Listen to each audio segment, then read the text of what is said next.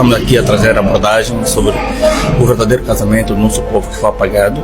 Dentro das histórias, nos trouxeram uma história que não é nossa e pronto, pessoas hoje negam, ou seja, vejam isso como um tabu.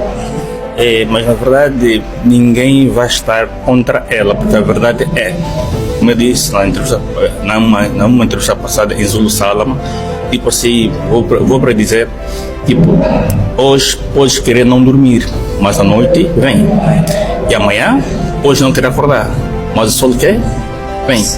Então a verdade é invisível. Estamos numa luta cultural e espiritual, então essa luta ninguém vai conseguir nos deter.